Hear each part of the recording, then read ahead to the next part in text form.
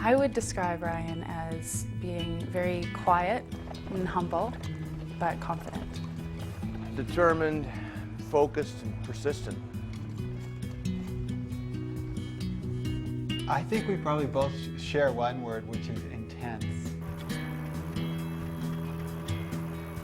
He's an extra miler in all senses of the word.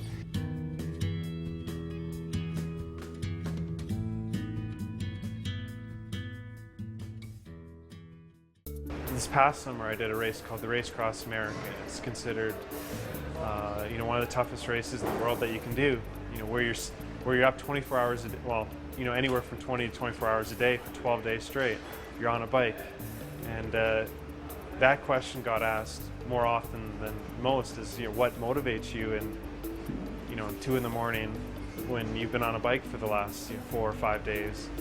And that was something I really had to dig deep and try to really come to terms with before the trip began. What do I like most about cycling? I'll be completely honest, cycling is a double-edged sword for me. There are times where I absolutely love it. You have a tailwind, you're climbing a hill where there's amazing scenery you've never seen. Climbing a hill in the Andes in Colombia and overlooking the rainforest. Really amazing experience. And then there's times where you're held at gunpoint or equipment's getting stolen, and the parts that I like overweigh the parts that I don't like. And over the course of many years, I've learned to respect the fact that the parts that I don't like, there's things that I can learn in that. I like the fact that I can kind of control my own destiny. I'm not necessarily on a team. I'm kind of fending for myself. I can go anywhere I want to go, as long as my legs are willing. He's a pretty driven guy, right? I think he was 24, 25 years old when he did that race, and what it takes physically to do that is really, really tough. That crew's generally an older, little more mature base mile cyclist group, but also to the undertaking of getting money to do it, getting vehicles to do it, getting support to do it, to take that on as a 25-year-old young man, that's pretty impressive. In the dark hours of the race, I actually threw in the towel. And for the first time in a long while, it took the community around me to say, what you're doing it's a good thing, and you got to keep with it. And we're behind you. I'll put my worries aside and my pain aside, and I'll keep with it. And we'll finish this together. When you come through the other end of one of these things, and you might be hating life while it's happening, but you come out the other end and you have a perspective that, well, first of all, that only a few people will have. But then there's also the sense that, I did it. I set out a goal, and I did it.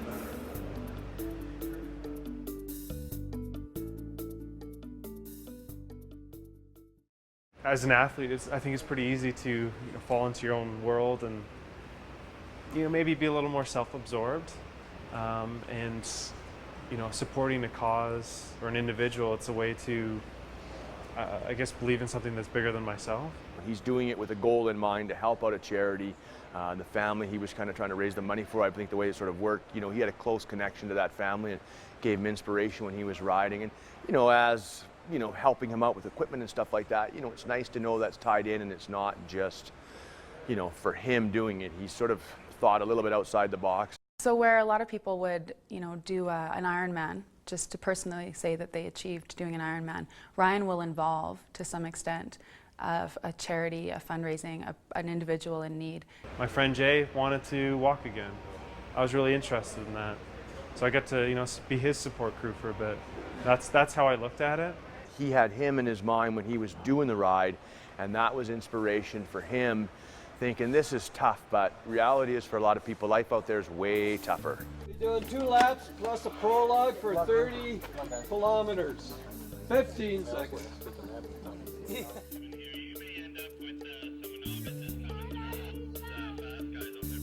Go! This last year, I set out a new goal. I'm going to learn a new discipline, mountain biking. It's a whole different ride, right? You know, we ride at different levels when we're mountain biking. You know, that's what he's sort of learning right now too. He comes with us with a great fitness background. He has good bike handling skills, but the techniques that we learn in mountain biking, he's on the steep learning curve for that right now. This time I'm going to take on the Olympics. I'll fly off the start line and try to be first, and usually at the start line it's a little more open and a little easier, a little faster, and I'll get out there, and then all of a sudden the road will start to bottleneck, and we'll start to hit a section like this where there's trees and stumps and a lot of hazards around, and the next thing I know I'm finding myself at the back of the pack, and it's humbling because with road biking I'd found a bit of a niche, and I was doing quite well and was up there. Now with mountain biking I'm starting right from the bottom again, but it's exciting, like to plan a goal and to see the developments as you work along. When he was doing his north-south traverse of North America, South America, and we were chatting on email every so often, and he did tell me, well, and I would just ask him every so often, so Ryan, how's it going? How's it going? He said, well, it's going okay, except I lost a couple of bikes. Really? So how did that happen? Well, my driver drove over it. Oh, really? Well, that's horrible. That was a horrible mistake. No, Joe, he did it on purpose, and he drove over it a couple of times. Riding the Pan American Highway to set a world record, right? Participating in RAM, like, not your above average, race, right? Or adventure trip. He epitomizes that whole process of goal setting and accomplishment in anything he does. He sees something that is in need, and he goes beyond what any person would do to satisfy that need. He was always focused on the maximum and what can I possibly get out of this. The ecotourism program showed me how you could affect change within the communities on a sustainability level. So whether it be culturally or environmentally, and then how in turn you could educate people in the same way. When I'm flying down a hill and my bike's flying down after me, about to take my head off, and I'm laying in dirt and mud and there's blood all over me, and I'm thinking, am I having fun? If I got a smile on my face, I'll definitely keep with it.